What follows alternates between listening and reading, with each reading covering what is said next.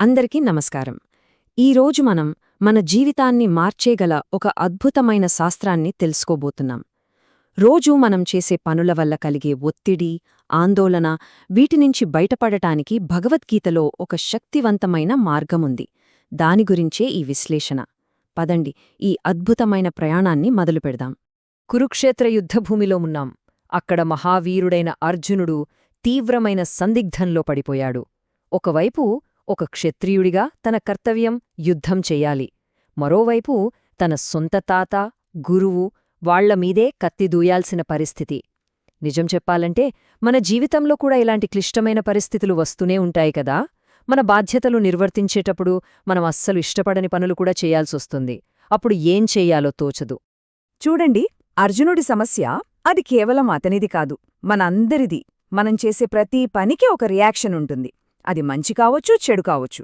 ఈ రియాక్షన్లనే కర్మచక్రంలో మనం చిక్కుకుపోతాం. మరి ఈ బంధనాల్లో చిక్కుకోకుండా మన పనుల్ని మనం చేసుకోవడం అసలు సాధ్యమేనా? ఈ విశ్లేషణలో ఈ కీలక ప్రశ్నకు సమాధానం వెతుకుదాం. సరే, ఇప్పుడు అసలు పరిష్కారంలోకి అడుగుపెడుతున్నాం. ఇది మన ఆలోచనా విధానాన్ని పునాదుల నుంచి మార్చేసే ఒక ప్రాథమిక సత్యం. సిద్ధంగా ఉండండి, ఎందుకంటే ఇది మనల్ని మనం చూసుకునే దృష్టికోణాన్నే మార్చేస్తుంది.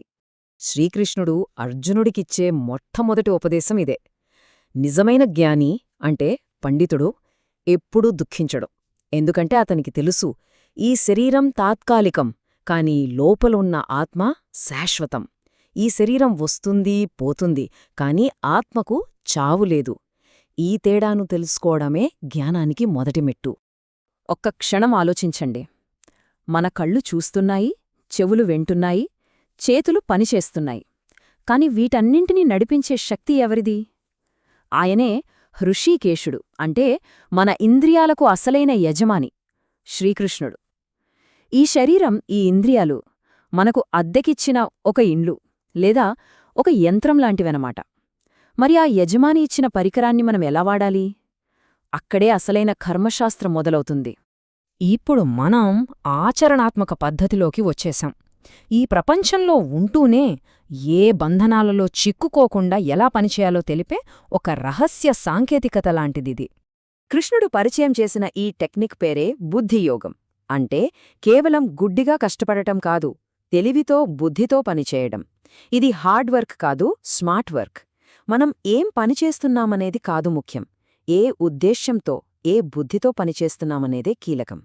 ఇక్కడ మన ముందు రెండు దారులు చాలా స్పష్టంగా కనిపిస్తున్నాయి. ఒకటి, మన స్వార్థం కోసం ఈ పని చేస్తే నాకేం వస్తుంది అని లెక్కలేసుకుని చేసేది. అది కర్మ, అంటే బంధనానికి దారితీస్తుంది. ఇక రెండోవది, ఫలితమెలా ఉన్నా సరే దాన్ని భగవంతుడికి అర్పించి ఆయన సంతృప్తి కోసం చేసే పని. అదే అకర్మ. అదే మనల్ని విముక్తి వైపు నడిపిస్తుంది. కర్మలో అకర్మ వినడానికి కొంచెం గమ్మత్తుగా ఉంది కదూ. అంటే మనం పని చేస్తూనే దాని ఫలితానికి అతీతంగా ఉండటం. సింపుల్గా చెప్పాలంటే, నీటిలో పడవ ఉంటుంది, కాని పడవలోకి నీళ్లు రాకూడదు. అలాగే మనం ఈ ప్రపంచంలో పని చెయ్యాలి, కాని ప్రపంచంలోని బంధనాలు మనలోకి రాకూడదు. చూడండి, ఇది చాలా లోతైన విషయం. నేను చాలా మంచివాణ్ణి, నేనెవ్వర్నీ బాధపెట్టను అనిపించుకోడానికి చేసే పనులు కూడా ఒక రకంగా మన అహంకారాన్నే పెంచుతాయి. అది కూడా ఒక బంధమే. కాని నిజమైన సేవలో నేను, నాది అనే వాటికసలు పావే ఉన్నదు.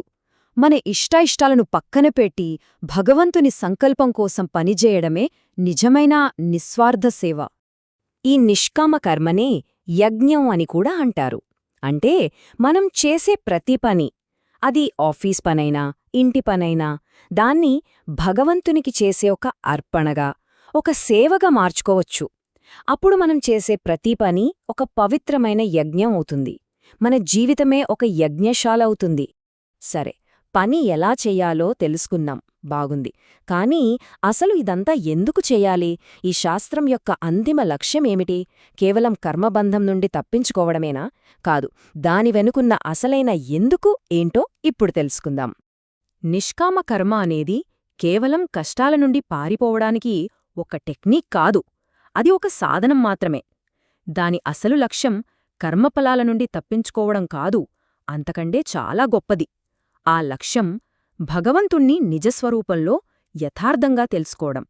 భగవద్గీతలో కృష్ణుడు చాలా స్పష్టంగా చెబుతున్నాడు, తన జననం, తన కర్మలు దివ్యం అని, అంటే అవి అతీంద్రియమైనవని. ఎవరైతే తెలుసుకుంటారో వాళ్లే నిజమైన జ్ఞానులు అని. మరి అసలు ఈ దివ్యం అంటే ఏమిటి?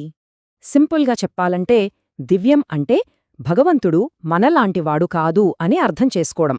ఆయన పుట్టుక, ఆయన చేసే పనులు మన ఊహకు, మన భౌతిక నియమాలకు అందవు. ఆయన మనలాగా కర్మకు బద్ధుడు కాదు. ఆయన ఈ లోకంలోకి వచ్చేది తన స్వంత ఇష్టంతో, కేవలం మనల్ని ఉద్ధరించడానికే. ఈ సత్యాన్ని గ్రహించడమే జ్ఞానం యొక్క పరాకాష్ఠ. ఇప్పుడు మనం చివరి ఘట్టానికొచ్చేశాం. ఈ జ్ఞానాన్ని అర్థం చేసుకుని దాన్ని మన జీవితంలో ఆచరిస్తే మనకు లభించే అంతిమ ఫలితమేమిటి? అదే శ్లోకం యొక్క 2వ భాగంలో కృష్ణుడు ఒక అద్భుతమైన వాగ్దానం చేస్తున్నాడు. ఎవరైతే తన దివ్య స్వభావాన్ని అర్థం చేసుకుని నిష్కామంగా జీవిస్తారో వారు ఈ శరీరాన్ని విడిచిపెట్టాక మళ్లీ ఈ జనన మరణ చక్రంలోకి రారు.